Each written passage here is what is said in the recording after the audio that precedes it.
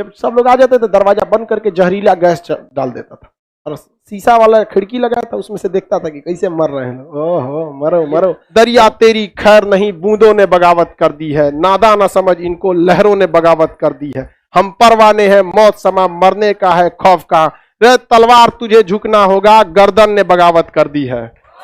40-41 के दौरान ये बहुत ही ज्यादा क्या रहे, एग्रेसिव रहे। 40 और 41 के दौरान भयानक भयानक ये भाषण बहुत जबरदस्त देते थे सुभाष चंद्र बोस। भड़कीला भाषण देने के कारण अंग्रेजों ने क्या कर लिया, गिरफ्तार कर लिया। बाद में उन्होंने 1941 में इन्हें छोड़ा। तब ये रसिया होते हुए इटली, रसिया, कई देशों की भ्रमण किए और कहां पहुंचे, जर्मनी में पहुंचे। और जर्मनी में हिटलर के पास गए मिलने के लिए, तो हिटलर को मिलने के लिए दिया गया। हिटलर के ऑफिस में कौन पहुंचे, सुभाष चंद्र बोस। और हिटलर के ससुर के, हिटलर आया, सारे लोग सैल्यूट किए, हिटलर आ गया, सर सर सर हिटलर आ गया। हिटलर, सुभाष चंद्र बोस खड़ा भी नहीं है हिटलर के आगे, हिटलर चल गया गुस्सिया के।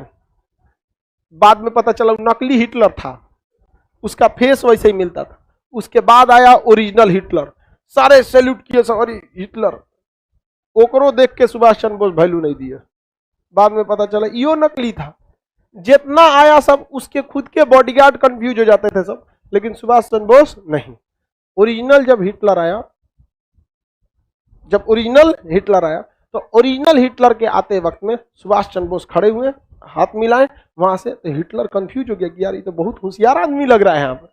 तो उन्होंने पूछा कि आपको पता कैसे चला, तो सुभाष चंद्र बोस ने कहा था कि सोने की परख सोनार को अच्छे से होती है, अगर उसको लोहा दिखाइएगा तो दूरे से पता कर लेगा कि सोना नहीं है। तो सुभाष चंद्र बोले कि अच्छा आदमी, हिटलर बोला कि अच्छा आदमी है, ठीक ठाक लगता है। तो पूछा हिटलर की क्या चाहते हैं आप, तो सुभाष चंद्र बोस ने कहा है कि हम बहुत खतरनाक चीज चाहते हैं। क्या चीज, कहा कि देखिए हमारे देश से 3 लाख फौजी को इंग्लैंड लेके आया है और आपके खिलाफ लड़वा रहा है, और आप उन लोगों को पकड़ लिए, आप उन फौजियों को हमको दे दीजिए, हम आप ही की ओर से उसको इंग्लैंड से लड़वा देंगे। हिटलर का पगला गया है, कोनो मोटर कार समझा है कि अगला गियर लगाओ, बैक गियर लगा दो। अभी आया था हमको मारने के लिए, अभी इंग्लैंड से कैसे मारे गए आप। कहा कि आप वो जिम्मेदारी हमें छोड़ दीजिए। इन लोगों को अंग्रेज सब ने क्या किया है, राष्ट्र प्रेम की भावना इनमें से क्या कर दिया है, खत्म कर दिया है। तो इन्होंने कहा कि हिटलर मान ही नहीं रहा था, क्योंकि हिटलर बहुत बड़ा हॉल बनवाया था, जैसे आपका क्लासरूम कैसे है ऐसे ही, इसमें सबको बैठाता था कुर्सी पे, सब लोग बैठ जाते थे। इसमें खिड़की चारों ओर से नहीं थी, जब सब लोग आ जाते थे दरवाजा बंद करके जहरीला गैस डाल देता था और शीशा वाला खिड़की लगा था, उसमें से देखता था कि कैसे मर रहे हैं। ओहो मरो मरो। बहुत खतरनाक था हिटलर, समझ में क्या। हिटलर बहुत ही मतलब किसी का बातें नहीं सुनता था। आज भी लोग कहते हैं ना हिटलर शाही तुम्हारा नहीं सुनेंगे, किसी की बात नहीं सुनता था। सुभाष चंद्र बोस ने कहा कि आप मार के क्या करेंगे, आप हमें एक मौका दीजिए, हम इन भारतीय सैनिकों को अपने देश ले जाएंगे, और अपने देश ले जाके किसको मारेंगे, ब्रिटेन वाले को मारेंगे। तो ब्रिटेन वाला वहां पिटाएगा तो यहाँ पे भी उसका असर देखने को मिलेगा। तो हिटलर ने मौका दिया किसको, सुभाष चंद्र बोस को। सुभाष चंद्र बोस के पास बहुत सारे फौजी थे, तो देखे उन्होंने मनाया कि भाई देखो अंग्रेजों को मारो, ऐसे गांधी जी की तरह नहीं कि प्रथम विश्व युद्ध में साथ दिए आजादी मिलेगा, मिल गया आजादी नहीं, तो तुम द्वितीय विश्व युद्ध में अंग्रेजों का साथ देने आए हो, आजादी मिलेगा, कभी नहीं मिलेगा। भारतीय सैनिक पहले सुभाष चंद्र बोस के खिलाफ थे, क्योंकि सैनिकों को वेतन ठीक ठाक इंग्लैंड दे देता था, लेकिन भारतीय सैनिक जो थे उनको मोटिवेट किए सुभाष चंद्र बोस। बर्मा में इन्होंने प्लान बनाया कि बर्मा के रास्ते मतलब म्यांमार के रास्ते भारत में जाया जाएगा। सुभाष चंद्र बोस बहुत जबरदस्त है, उनका एक नारा भी था, तुम मुझे खून दो मैं तुम्हें आजादी दूंगा। सुभाष चंद्र बोस सबको क्या किए, एकदम मोटिवेट किए सारे सैनिकों को। वह खून कहो किस मतलब का जिसमें उबाल का नाम नहीं, वह खून कहो किस मतलब का आ सके देश के काम नहीं, वह खून कहो किस मतलब का जिसमें जीवन न रवानी है, जो परवश होकर बहता है वह खून नहीं है पानी है। उस दिन लोगों ने सही सही खून की कीमत पहचानी, जिस दिन बर्मा में सुभाष ने मांगी उनसे कुर्बानी थी। बोले स्वतंत्रता की खातिर बलिदान तुम्हें करना होगा, तुम बहुत जी चुके जग में लेकिन आगे तुम्हें मरना होगा। आजादी के चरणों में जो जयमाल चढ़ाई जाएगी वह सुनो तुम्हारे शीशों के फूलों से गूंथी जाएगी। स्वतंत्रता का संग्राम कहीं पैसों पर खेला जाता है या शीश कटाने का सौदा नंगे सर झेला जाता है। अजान बाहों ऊंची करके बोले रक्त तुम मुझे देना, बदले में भारत की आजादी तुम मुझसे लेना। हो गई सभा में उथल पुथल, सीने में दिल न समाते थे, स्वर इंकलाब के नारे कोसों तक सुनाई देते थे। बोले सुभाष वो आगे आए जिसमें भारतीय खून बहता हो, वह आगे आए जो खुद को हिंदुस्तानी कहता हो, वह आगे आए जो इस पर हस्ताक्षर करता हो, मैं कफन बढ़ाता हूं, वह आगे आए जो इसे हंस कर लेता हो। सारी जनता हुंकार उठी, हम आते हैं, हम आते हैं, माता के चरणों में अपना रक्त बहाते हैं। साहस से बड़े युवक उस दिन बढ़ते ही जाते थे, चाकू छुरी कटारों से वे अपना रक्त बहाते थे, फिर उस रक्त की स्याही में वे अपनी कलम डुबाते थे और आजादी के परवाने पर हस्ताक्षर करते जाते थे। उस दिन तारों ने देखा हिंदुस्तानी विश्वास नया, जब लिखा भारत के महारणवीरों ने खून से इतिहास नया। तो पूरे भारत के सैनिक जो थे, जबरदस्त सैनिकों में उछाल आया, बाप रे पूरे भारत के सैनिक उजाड़ देंगे रे इंग्लैंड को हम। यहाँ हिटलर देखा, कहा कि ये कौन आदमी है रे, यहाँ पूरा माहौल बदल के रख दिया। यहाँ पे सुभाष चंद्र बोस को देखकर हिटलर बहुत प्रभावित हुआ और हिटलर ने बहुत सुभाष चंद्र बोस की इज्जत किया और सुभाष चंद्र बोस को हिटलर ने नेताजी की उपाधि दिया था। सुभाष चंद्र बोस के योगदान को कोई नहीं भूल सकता। आप लोग बस एक लाइन पढ़ लेते हैं, तुम मुझे खून दो मैं तुझे आजादी दूंगा।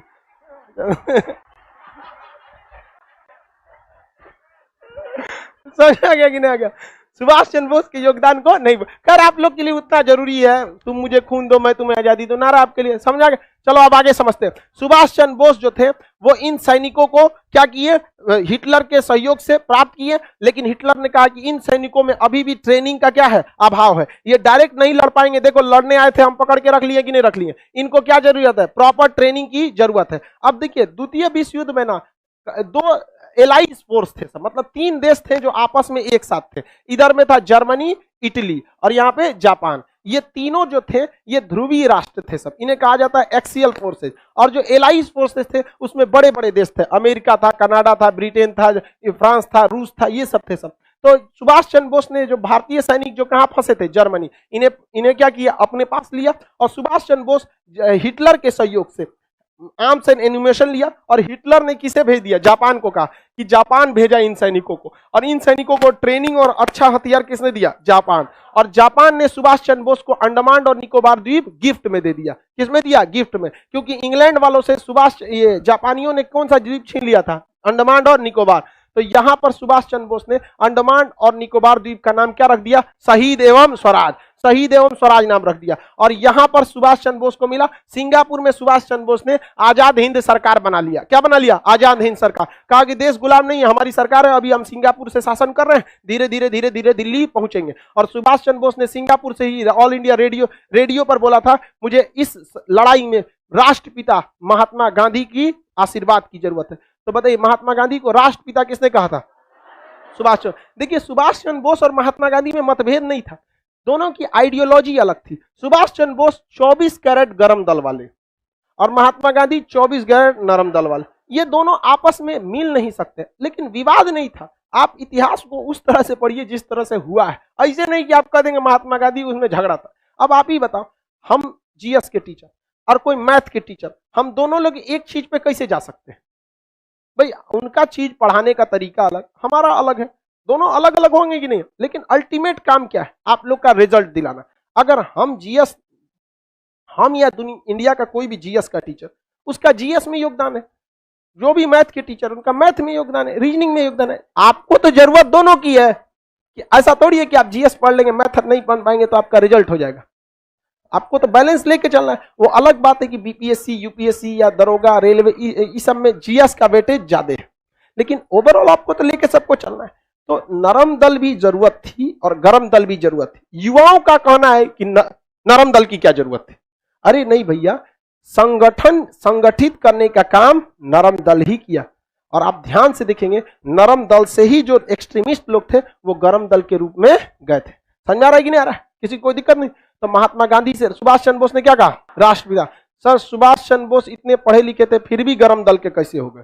भाई गरम दल और नरम दल ये पढ़ने लिखने पे उतना डिपेंड नहीं करता है, डिपेंड करता है आइडियोलॉजी कैसे है। हम नरम दल के हैं, सोचो हम आज भी कहते हैं कि हम मतलब पढ़ाते हैं बस, बट टीचर बनने का हमारा 1% भी सपना नहीं, 1% भी नहीं। पढ़ाते हैं वो अलग बात है। शुरुआत में हम पढ़ाना चालू किए थे फ्रस्ट्रेशन दूर करने के लिए, क्योंकि हमको आर्मी में इस चीज से छांटा था जो कभी सही नहीं हो सकता था। नंबर कम था, छाट देते, अगली बार और मेहनत करके आते। मेरिट में हाथ बहुत टेढ़ा है ससुरा, दिखता है यहाँ पे, ऐसे हो गया यहाँ पर फ्रस्ट्रेशन में कभी मम्मी को बोल देते थे, आपको ध्यान नहीं रखना चाहिए, बचपन में तेल और सही से मालिश किया जाता है। बहुत ज्यादा फ्रस्ट्रेट थे, तो हम पढ़ाना चालू किए थे फ्रस्ट्रेशन में, अकेले टेंशन में रहते थे, सोचते थे जो हमारा जिंदगी खत्म हो गया, एक को तो सपने देखे थे फौज में जाना है, ऐसा ही कैसे होगा, आर्मी में कुछ नहीं सुनता है, तो हम फ्रस्ट्रेशन की वजह से पढ़ाना चालू किए थे, यही में पढ़ाते रह गए यहाँ पर, समझ में आया कि नहीं। तो ऐसा नहीं है कि भाई जो पढ़ा लिखा है वो गरम दल का नहीं हो सकता है, नरम दल का ही रहेगा। अमूमन देखिएगा गांव वगैरह के लोग, ग्रामीण क्षेत्र के लोग गरम दल वाले होते हैं, मार ससुरा के निकाल लाठी, यहाँ मार दे यहाँ पे तुरंत मारो यहाँ पे। तो शहरी क्षेत्र के लोग थोड़ा सा नरम दल, ग्रामीण क्षेत्र के लोग थोड़ा गरम दल, बट पटना शहरी क्षेत्र है, हमको लगता है यहाँ सब गरम दल का। अजीब टाइप का मेंटेलिटी हो गया यहाँ पर। जाम में फंसे थे भिकना पहाड़ी पे, एक लड़का पैदल जा रहा था, एक स्कूटी वाला को हल्का सा लग गया, ज्यादा जोर से नहीं लगा, जाम में कितना लगेगा, तो कह रहा है भाई पैरवा पे चढ़ा दिया, नहीं दिख रहा है, तो उठ के कर रहा है, एक झापड़ दे दिया। बड़ा खराब लगा हमको, वो केवल इसीलिए एक झापड़ उसको दे दिया क्योंकि वो देख रहा था कि ये पैदल है, क्या कर लेगा मेरा। मेंटेलिटी सोचिए, अगर सामने वाला कुछ नहीं कर सकता है तो हम कुछ कर देंगे। तनी हमरा से बोले स्कूटी या ओकरा सहिते गड़िया में रख लेते हैं, यहाँ कोल्ड स्टोर है, ये अगले सीजन में छोड़ते ना। मतलब देखिए मेंटेलिटी देखिए लोगों की, उसके अंदर गुस्सा पावर कुछ नहीं है, वो देख रहा है कि हमारा जिससे झगड़ा है वो कुछ नहीं कर सकता। वही विधायक जी रहते तो बांध के लेके चल जाते हैं, चुनाव में ओकरे बांट देते एक देख रहा था। चलो अब आगे समझते हैं। तो बताइए सुभाष चंद्र बोस ने आजाद हिंद सरकार की स्थापना कहां कर दिया? सिंगापुर में। और यहीं से सैनिकों को कहा था कि अब हमें यहां नहीं रुकना है, कहां चलना है? दिल्ली चलो। दिल्ली चलो का नारा, तुम मुझे खून दो मैं तुम्हें आजादी दूं। सुभाष चंद्र बोस। नेताजी की उपाधि किसने दिया इन्हें? Adolf Hitler. Adolf Hitler, Hitler का पूरा नाम एडोल्फ हिटलर था। हिटलर का पूरा नाम क्या था? Adolf Hitler. अब यहां से ये बर्मा में है, कहां पहुंचे? बर्मा। बर्मा में यहां पर उन्होंने हेड ऑफिस बनाया था, बर्मा, अभी का नाम म्यांमार है। वहां पर यहां पर आजाद हिंद फौज से उनकी क्या हो गई? मुलाकात। क्योंकि सुभाष चंद्र बोस के पास जो सेना थी तो वो वेल ट्रेंड थी, जर्मनी में भी ट्रेनिंग मिला, जापान में भी मिला, आधुनिक हथियार मिला और एक योग्य कमांडर मिला। आपका कमांडर तगड़ा रहना चाहिए, युद्ध आप ऐसे ही जीत जाएंगे। अगर कमांडर डरपोक मिल गया, युद्ध कभी नहीं जीत पाएंगे। वहां पर चाइना और भारत के बीच जो गलवान घाटी हो रही है, तो भारत अभी भी वहां अपना पंजाब रेजिमेंट का 11 कोर को तैनात किया हुआ है। अभी भी 1.5 साल हो गया, अभी भी वहां हमारे ही कमांडर वही हैं। और चाइना ने अपने कमांडर को 7 बार बदल चुका, 7 बार बदल चुका, सोच सकते हैं। इसलिए हम गर्व है हमें हिंदुस्तानी सेना पे, आज भी वो डटे हुए। बिहार रेजिमेंट वाला मारा था सब ये तो और मनबड़ होता है, दौड़ा दिया वहां पर। इनके कमांडर कहते रह गए, अरे एग्रीमेंट है हम लोग का 1996, हम हथियार नहीं चला सकते। बिहारी बोला था कौन मार गोली चला रहा है, लाठिए बहुत हो लो है। एक ट्रेनिंग तो हम लोग को बचपने से है मार लाठी मार दी। बताइए जिस देश का कमांडर बदला जाएगा उस देश का सेना का मनोबल गिरेगा कि नहीं गिरेगा? खत्म हो जाएगा। अब वो सब टिक नहीं पाता, ऐसा ना खाना पे भी बोला जाता। अमेरिकन सेनापति ने कहा था कि सेना कितना लड़ेगी ये डिपेंड करता है उसके पेट में कितना अनाज है। तो भारतीय सेना का खाना जो है ना, या इंडियन खाना बहुत ठोस होता है। चाइनीज वाला चाउमीन, चाउमीन का उस तरह हम लोग का ये अटक जाएगा। चाउमीन खत्म होने के बाद पता चलता है कि नहीं अब पेट में पहुंचा है, तब तक तो हम लोग के ऐसो फेगस में अटका रहता है। चाउमीन खा के लड़ाई करेंगे। यहाँ बिहार वाला है, लिट्टी खा के जाएगा, चना भिगा के ले जाएगा, मार तो सुभाष चंद्र बोस के पास एक अच्छी फौज थी कि नहीं थी? सुभाष चंद्र बोस के पास एक योग्य सेना थी और सुभाष चंद्र बोस में नो डाउट एक योग्य सेनापति थे। हालांकि वो खामका में आईएएस की नौकरी में गए थे, उनको भी सेना में जाना चाहिए था, लेकिन वो भी सेना में नहीं जा पाए। कोई बात नहीं, लेकिन सेना में सर्व करने का मौका मिला कि नहीं? कहीं सचुरा मार हो जाए तो हमरो घुस जाते हो, बाहर में जाओ, हाथ टेढ़ टाढ़े, कोई दिक्कत नहीं। अब तो दीजिएगा ना निपटा, हमरा देता तो हम कब के तिब्बत में घुस जाते तो बाहर में जो है। तो सुभाष चंद्र बोस के सामने एक समस्या यहाँ आई कि बर्मा में पहले से भारत के सैनिक थे सब। उस समय एक फौज थी जिसका नाम था आजाद हिंद फौज। आजाद हिंद फौज, देखिए आजाद हिंद सरकार ने गठित किए थे सुभाष चंद्र बोस। आजाद हिंद फौज कैप्टन मोहन सिंह एक कैप्टन थे, कैप्टन मोहन सिंह।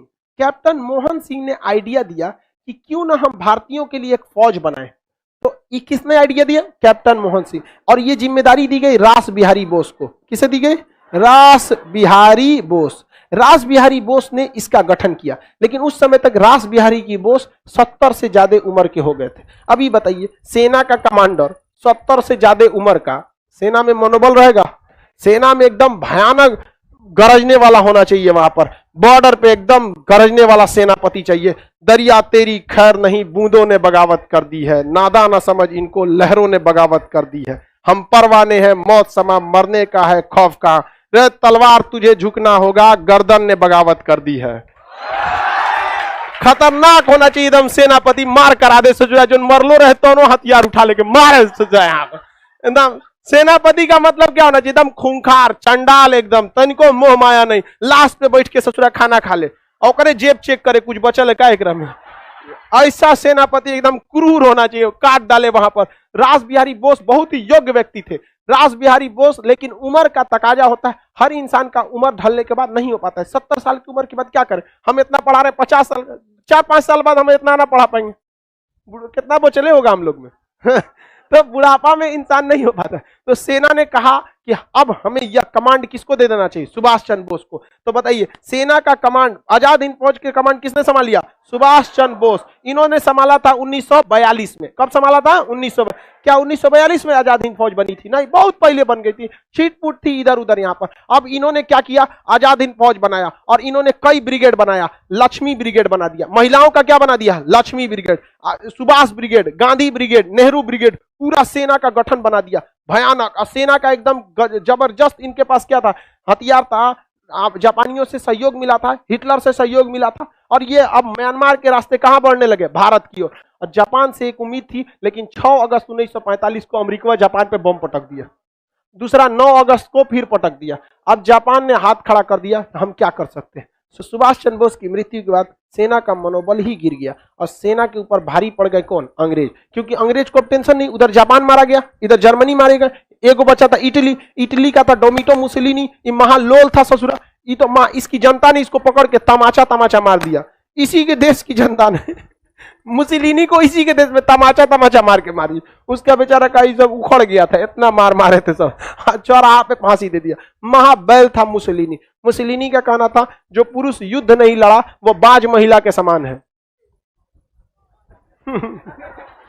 कोई बात नहीं भाई, युद्ध जरूरी है, लेकिन युद्ध किस हाल में जरूरी है ये है। आप युद्ध को बहुत हद तक टालिए, आखिरी डिसीजन होना चाहिए, युद्ध होना चाहिए। ऐसा थोड़ी कि युद्ध कर दो एकदम। यहाँ पर सुभाष चंद्र बोस की मृत्यु के बाद आजाद हिंद फौज के सैनिकों को गिरफ्तार किया गया और लाल किला में इनके खिलाफ मुकदमा चलाया गया था। आजाद हिंद फौज के सैनिकों पर मुकदमा कहां चलाया गया था? लाल किला। और लॉर्ड लिनिथगो थे उस समय भारत के वायसराय। उसके बाद लॉर्ड लिनिथगो के समय बाद आए थे मिंटो उंटो को, इसको भेजा गया, माउंट बेटन वगैरह।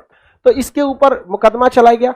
तो उसके बाद जब मुकदमा चलाया गया तो भारत के जवाहरलाल नेहरू वकील जो थे, काटजू थे, तेज बहादुर सप्रू थे, बहुत सारे वकीलों ने आजाद हिंद फौज के सैनिकों का पैरवी किया और जज से कहा कि गलती से भी आप सजा मत सुनाइएगा। याद है मंगल पांडे? हाँ, एगो को सुनाए थे मंगल पांडे को, बाकी 1857 का क्रांति किया था ना। अभी माहौल सही नहीं है जज साहब, आप इनकी सजा को माफ कर दीजिए वरना फिर बवाल कर देगा सभी सैनिक सब। तो जज ने कहा, माफ करने की शक्ति हमारे पास नहीं है, राष्ट्रपति को होती है। उस समय राष्ट्रपति के पद पर वायसराय हुआ करता था। तो वायसराय ने इनकी सजा को क्या कर दिया? माफ कर दिया। अगर द्वितीय विश्व युद्ध नहीं होता तो हम लोग 1947 में आजाद नहीं होते, ये वास्तविकता है। द्वितीय विश्व युद्ध नहीं होता तो हम 47 में तो आजाद नहीं होते, 55 में होते, 51 में होते, लेकिन 47 में तो किसी कीमत पे आजाद नहीं हो पाते। क्योंकि देखिए ना, ऐसा कौन सी घटना लगा जिसने अंग्रेजों को ज्यादा नुकसान पहुंचाया? द्वितीय विश्व। बाकी भारत छोड़ो आंदोलन केवल इसीलिए हुआ था कि अंग्रेज द्वितीय विश्व युद्ध में बिजी थे। रियलिटी देखिए, टाइमिंग नहीं देख रहे हैं। क्रिप्स प्रस्ताव आया, भाई बहुत मजबूरी है, गांधी जी उसको कमरा में ले गए। बहुत जरूरी है क्या फौज की? ताकि गांधी जी आप ही बचा सकते हैं। प्रथम विश्व युद्ध में आप ही सैनिकों को भेजे थे, हम लोग आपको सार्जेंट बोले थे, बहुत जरूरत है, दिक्कत हो गया है। गांधी जी का यही तो हम जानना चाहते थे, जाओ हम भेजेंगे। गया बेचारा क्रिप्स हुआ, भारत छोड़ो आंदोलन, कहा कि बहुत कमीना आदमी है। तो द्वितीय विश्व युद्ध नहीं होता तो हम लोग को आजादी इतना जल्दी नहीं मिलता। बाकी देखिए, भगत सिंह 1930 में ही इन्हें फांसी, 31 में फांसी दे दी गई। चंद्रशेखर आजाद, राम प्रसाद बिस्मिल, अशफाक उल्लाह खान, ये लोग 30 के दशक तक ही इन लोग को क्या कर दिए थे, अंग्रेज फांसी देके, गोली मार के, कैसे भी क्या कर दिए थे, खत्म कर चुके। 30 के बाद कोई बहुत बड़ा क्रांतिकारी आंदोलन ही नहीं मिलेगा। सुभाष चंद्र बोस का मिलेगा, और सुभाष चंद्र बोस को भी देखिए क्या हुआ, द्वितीय विश्व युद्ध में जर्मनी जापान मराया और पूरा खत्म हो गया। क्योंकि हम लोग के पास अपना क्या था, ना फैक्ट्री थी, ना हथियार था, ना कुछ सैलरी उलरी कहां से दीजिएगा यहाँ पर। तो बहुत द्वितीय विश्व युद्ध हुआ भी तो एक तरह से हम लोग के लिए क्या था, अच्छा ही था। सोचा द्वितीय विश्व युद्ध हुआ पहले, और अगर द्वितीय विश्व युद्ध में जर्मनी जीत जाता तो हम 1942 में आजाद हो गए रहते। जर्मनी ने गलती न कर दिया, उसने रूस पर आक्रमण कर दिया। ये सोचना, देखता है कितना बड़ है, कहां आक्रमण कर दिया, रूस पर।